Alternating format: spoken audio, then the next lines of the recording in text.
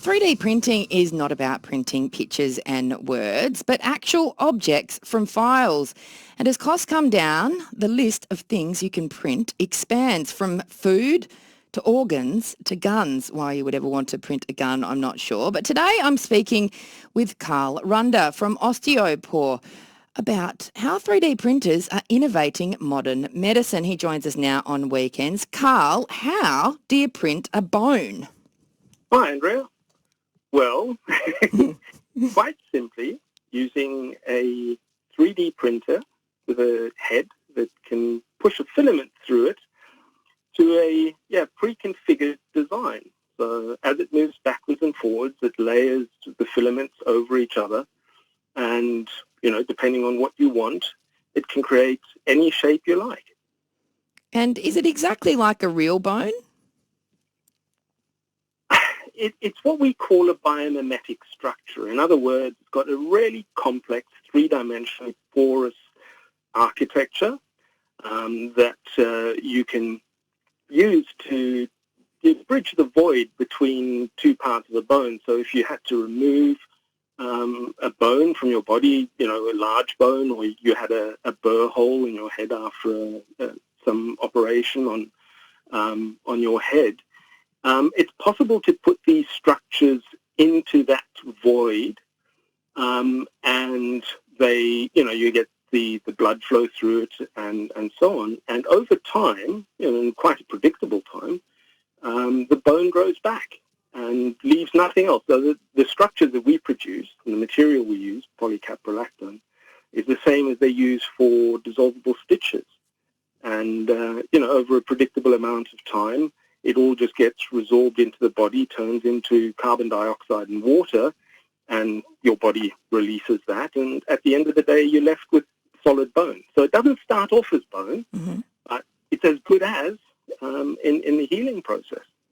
How many people around the world are walking around with 3D printed bones in their body? We have about 40 to 50,000 procedures under our belt, as it were, with people using, our product in some form. I think, a lot of people probably suspect that we do, mostly large bones, and that's not true. Most of our work is really done on small spaces. So, as I mentioned beforehand, burr holes that are drilled in somebody's skull, either, if they need surgery or to relieve pressure after an accident. We've got a mesh that they can insert into your eye socket if you happen to break the bone in your eye socket and so on after an accident or a sporting injury. So there's a whole bunch of things that we can do there. So most of our work is in that space rather than in the large bones.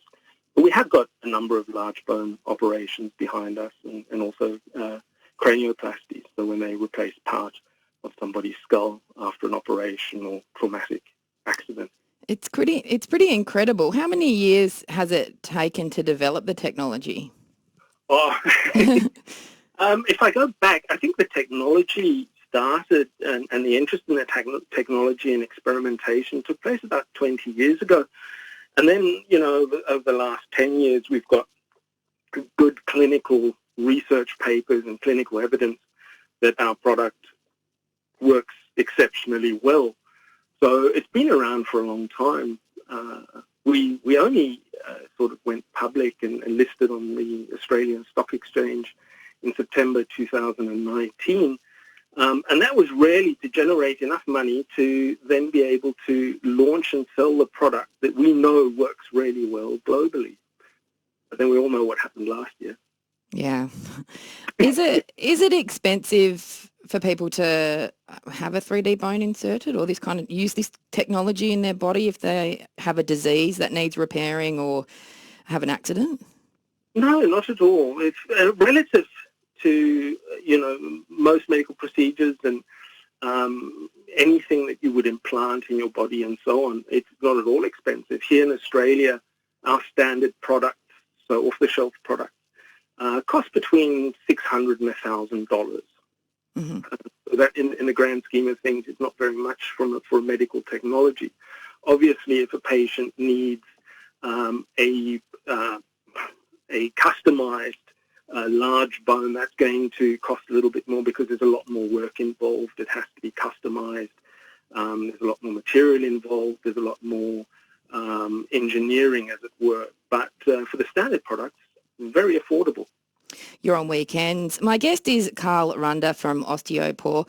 We're talking about printing 3D bones. Carl, I'd love you to tell me a little bit about one of your patients called Asha. First, though, she's become a little bit of a celebrity. Here's a little grab from her on A Current Affair.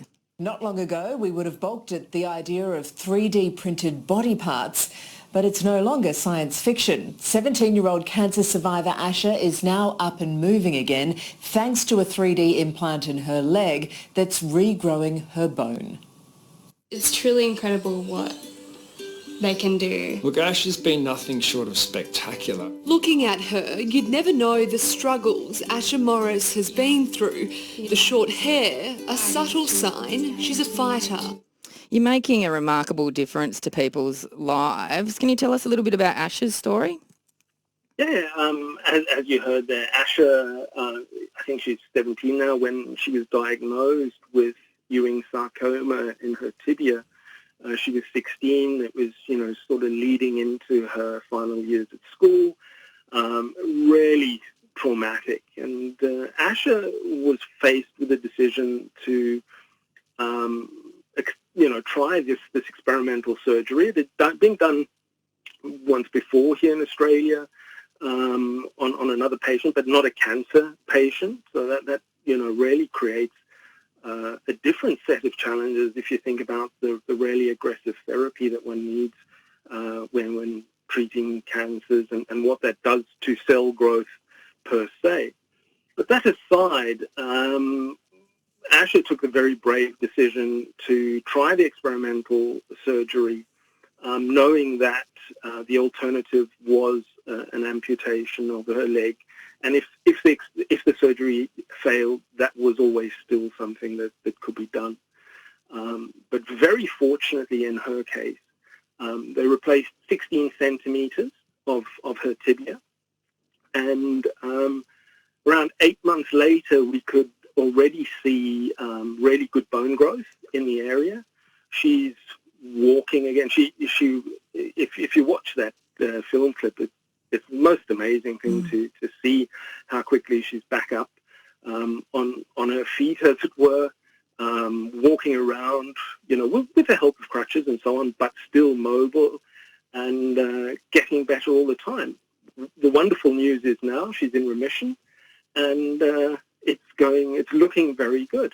So it's a really heartwarming story, and you realize just your own body's capacity to heal, given the right support. Is that the most rewarding part of your job? Seeing people like Asha? Definitely. I think the wonderful thing is that if you ever have the opportunity, or as in my case, the very good fortune to be able to work in medical technologies of any kind, you're doing good, and it makes it really easy to get out of bed in the morning and go to work. Even despite, because any job you have is going to have its ups and downs, but at the end of the day, stories like this, and there are others, I mentioned the other patient in Australia. He's got the longest ever bone replant. They replanted 36 centimeters of his tibia. But there are also babies who, suffer from the fusion of their skull, premature fusion of their skull, and our products are used in the treatment of that. So it makes a big difference to people's lives all the time. That makes it really easy to do your job, despite any other challenges. It's just incredible. Carl, before I let you go, I've got to ask you, do you guys play with the 3D printers, and have you printed anything weird like a spatula for your kitchen at home? I think our CEO and I would, as see if I have a heart attack if somebody did that. a fairly expensive material. Yeah, okay. But no, I mean, I'm very reluctant to say, you know, that people won't be doing more of that thing at home. And I think there are a lot of people, I know some of my nerdy friends who've got, 3D printers at home and play with it. But I really don't think at this stage it's going to replace, going to the local store and buying a spatula there. Probably more robust. Yeah. Carl Runde from Osteopore telling us all about the marvels of modern medicine. Thanks for your time, Carl. Thank you very much for the opportunity, Andrea.